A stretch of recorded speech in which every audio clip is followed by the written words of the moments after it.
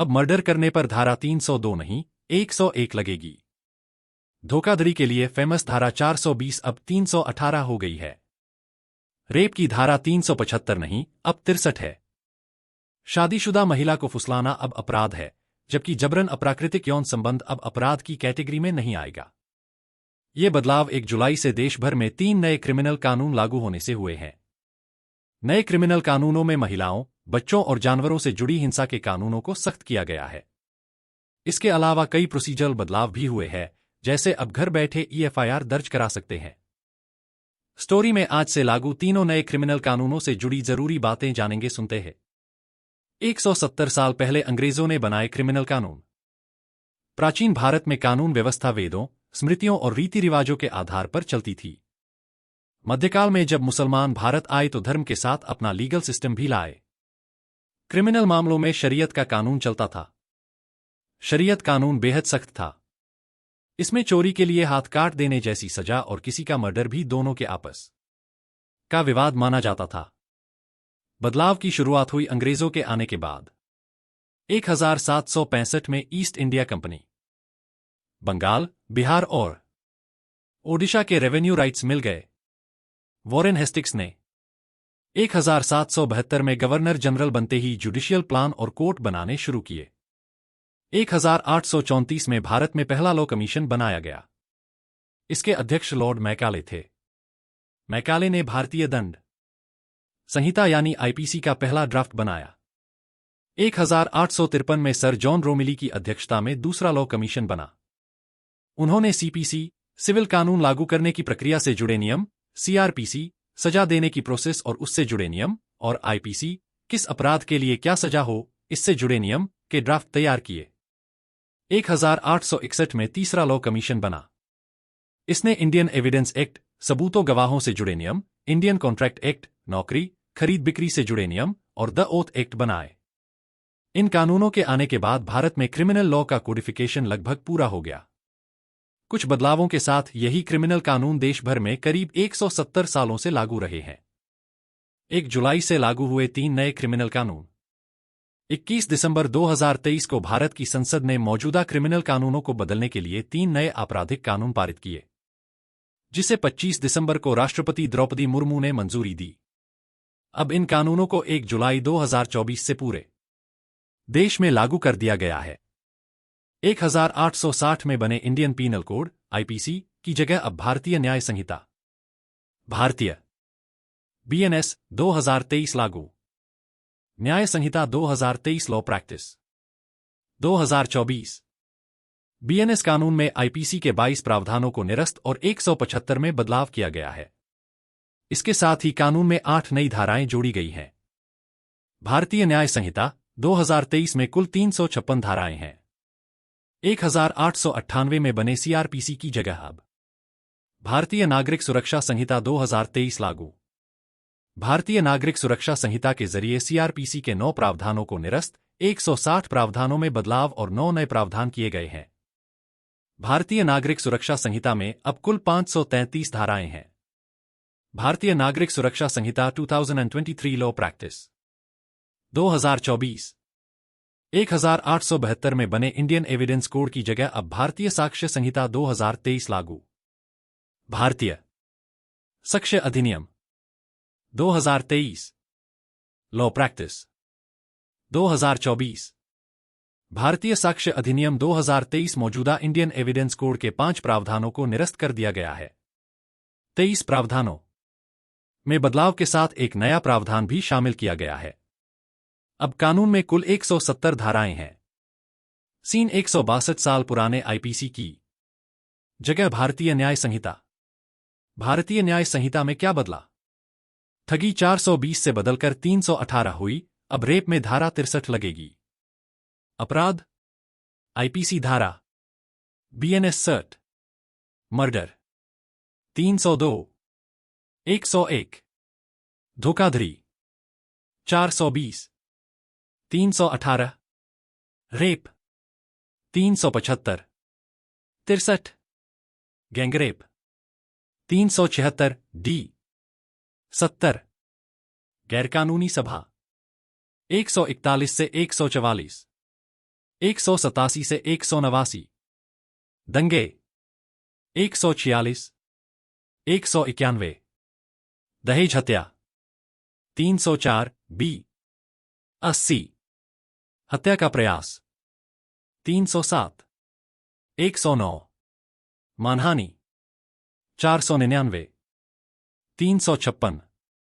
Kidnapping 359, 137। हमला 351, 130। पीछा करना 354 डी। 78। भारतीय न्याय संहिता में क्या नया जुड़ा? शादी का झांसा देकर यौन शोषण करना अब अपराध होगा। मॉब लिंचिंग के लिए अलग से कानून बना। आतंकवाद को क्रिमिनल कानूनों में शामिल किया गया। ऑर्गेनाइज्ड क्राइम के लिए अलग कानून बना। इसमें समूह में डकैती, चोरी, कब्जा, तस्करी, साइबर क्राइम शामिल है। पब्लिक सर्वेंट को ऑफिशियल ड्यूटी से रोकने के लिए सुसाइड का प्रयास करना अब अपराध होगा। विरोध प्रदर्शन के दौरान आत्मदाह और भूख हड़ताल को रोकने के लिए इस प्रावधान को लागू किया जा सकता है। भारतीय न्याय संहिता में क्या हटा? जबरन अप्राकृतिक संबंध बनाना अब गैरकानूनी नहीं है। अडल्ट्री को भी क्रिमिनल दिया गया है जिससे अब यह अपराध नहीं है। बच्चों से जुड़े अधिकतर अपराधों में लैंगिक असमानता को हटाया गया। लड़के लड़की दोनों को बराबर अधिकार मिले। आईपीसी की धारा 310 ठगों के खिलाफ कानून को खत्म कर दिया गया। इन अपराधों दूसरी संबंधित धाराओं में दर्ज किया जाएगा। अनिता भारतीय न्याय संहिता महिलाओं से जुड़े 4 बड़े अपडेट। शादी का झांसा देकर यौन शोषण करना अपराध। धारा 69 के मुताबिक किसी भी महिला से शादी का झूठा वादा करके या उसे नौकरी और प्रमोशन का लालच देकर यौन संबंध बनाने पर रेप न हो फिर भी 10 साल की जेल और जुर्माने का प्रावधान। इसमें पुलिस बिना वारंट के आरोपी को गिरफ्तार कर सकती है। आईपीसी में इससे निपटने के लिए कोई स्पष्ट कानून नहीं था। इसके चलते कोर्ट आईपीसी की धारा 493 और धारा 90 की मदद से मिसकंसेप्शन ऑफ फैक्ट के तहत फैसला, जिसमें 10 साल तक जेल का प्रावधान था। नाबालिग से गैंगरेप में फांसी की सजा। नाबालिग के साथ गैंगरेप या सुनाता था गैंगरेप की कोशिश करने पर भारतीय न्याय संहिता में धारा 70(2) के तहत अपराध में शामिल हर व्यक्ति को फांसी तक की सजा हो सकती है। वहीं धारा 70(1) के तहत किसी वयस्क महिला के साथ गैंगरेप के अपराध में भी उम्र कैद और कम से कम 20 साल की कैद की सजा हो सकती है। पहले आईपीसी की धारा 376 डी और बी में 12 साल से कम उम्र तक की नाबालिग से गैंगरेप करने पर फांसी और 12 साल से ऊपर की युवती से गैंगरेप पर अधिकतम उम्र कैद की सजा हो सकती थी। एक्स्ट्रा मैरिटल अफेयर अब अपराध नहीं। भारतीय न्याय संहिता में अडल्ट्री को हटा दिया गया है, यानी एक्स्ट्रा मैरिटल अफेयर अब अपराध नहीं है। साल 2018 में Joseph shine versus union of India case में सुप्रीम कोर्ट ने आईपीसी की धारा 497 को असंवैधानिक बताया था। इस धारा में अडल्ट्री के नियमों को बताया गया था। भारतीय न्याय संहिता की धारा 84 के तहत किसी शादीशुदा महिला को धमकाकर, फुसलाकर उससे अवैध संबंध बनाने के इरादे से ले जाना अब भी अपराध माना जाएगा। इसमें 2 साल की सजा और हो सकता है। नाबालिग पत्नी से जबरन शारीरिक संबंध बनाना रेप होगा। भारतीय न्याय संहिता की धारा 63 में रेप को परिभाषित किया गया है। इसके एक्सेप्शन 2 में कहा गया है कि कोई व्यक्ति पत्नी के साथ जबरदस्ती यौन संबंध बनाता है तो उसे रेप नहीं माना जाएगा, बशर्ते पत्नी की उम्र 18 साल से अधिक हो। यानी नाबालिग पत्नी से जबरन संबंध बनाना रेप के दायरे में आएगा। पहले आईपीसी की धारा 375 में यह उम्र 15 साल थी। नोट: देश में लड़कियों की शादी की कानूनी उम्र 18 साल है, लेकिन मुस्लिम पर्सनल लॉ में 18 साल से कम उम्र में शादी की इजाजत है। अनि भारतीय न्याय संहिता। बच्चों से जुड़े 2 बड़े अपडेट। बच्चों की किडनैपिंग पर 7 साल की सजा। किडनैपिंग के मामलों में लड़के लड़की की उम्र 18 साल तय की गई है। इसके मुताबिक अगर कोई व्यक्ति 18 साल से कम उम्र के बच्चों, लड़का लड़की दोनों, को उनके संरक्षक की मर्जी के बगैर फुसलाकर ले जाता है, यानी किडनैप करता है, तो धारा 137 और 138 के तहत उसे 7 साल की सजा और जुर्माना हो सकता है। इन मामलों में अब महिला पुलिस अधिकारी बयान दर्ज करेंगी और जांच संभालेंगी। पहले आईपीसी में इस अपराध के लिए लड़के की उम्र 16 साल और लड़कियों की उम्र 18 साल तय थी। भारतीय न्याय संहिता में इसे बदलकर एकरूपता लाने की कोशिश की गई है। बच्चों की खरीद फरोख्त में 10 साल की कैद। भारतीय न्याय संहिता में 18 साल से कम उम्र के बच्चों की वेश्यावृत्ति के लिए खरीद फरोख्त करने पर भारतीय न्याय संहिता की धारा 98 और 99 के मुताबिक कम से कम 7 साल और अधिकतम 14 साल की सजा का प्रावधान है। पहले आईपीसी इस अपराध के लिए धारा 361 के तहत अधिकतम 10 साल की सजा दी जा सकती थी।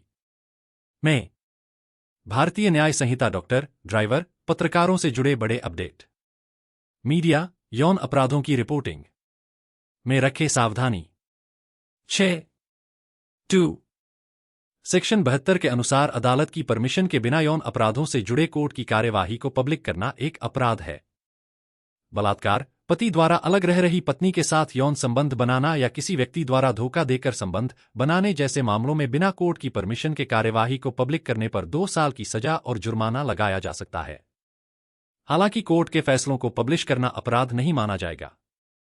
आईपीसी की धारा 228(a) में भी इसी प्रकार के प्रावधान थे।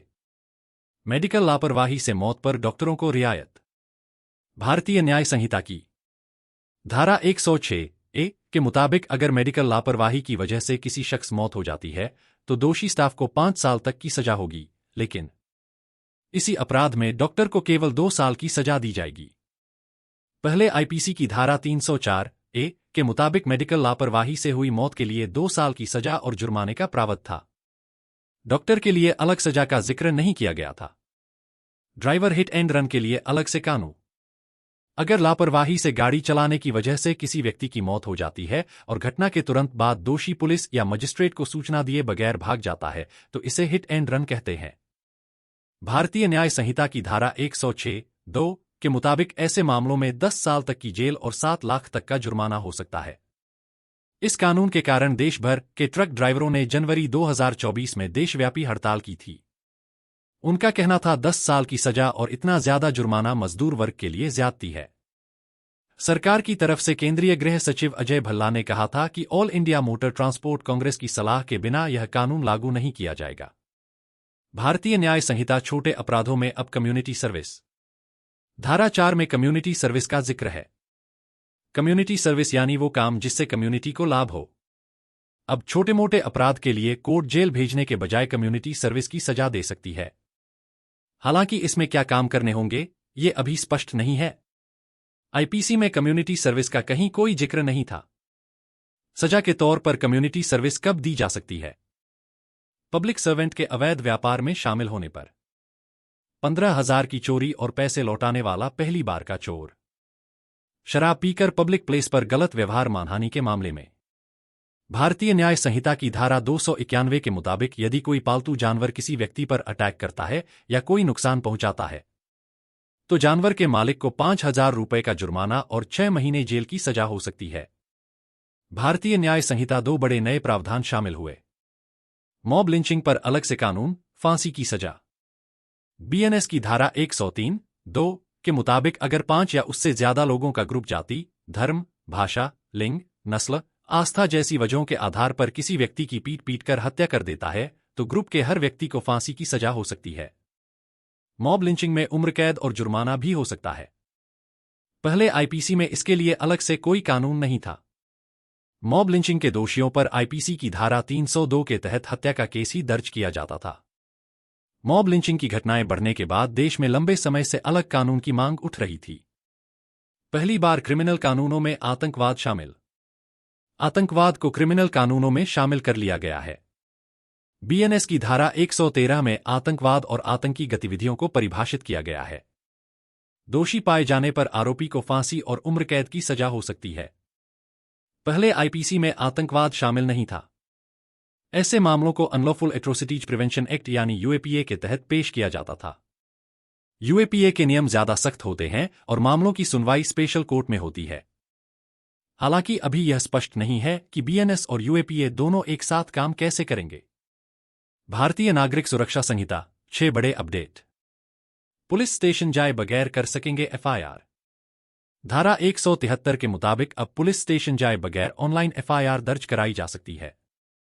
पहले कुछ राज्यों में चोरी जैसे अपराधों में एफआईआर दर्ज कराई जा सकती थी, लेकिन अब देश भर में हत्या, लूट, रेप जैसे गंभीर मामलों में भी एफआईआर हो सकती है। किसी भी पुलिस स्टेशन पर दर्ज करा सकेंगे एफआईआर। पुलिस थाना धारा 173 में जीरो एफआईआर का प्रावधान दिया गया है। जीरो एफआईआर यानी घटना किसी भी थाना क्षेत्र की हो, उसकी एफआईआर किसी भी जिले और थाने में कराई जा सकती है। पहले कई बार पुलिस फरियादी को थाना क्षेत्र का हवाला देकर वापस भेज देती थी।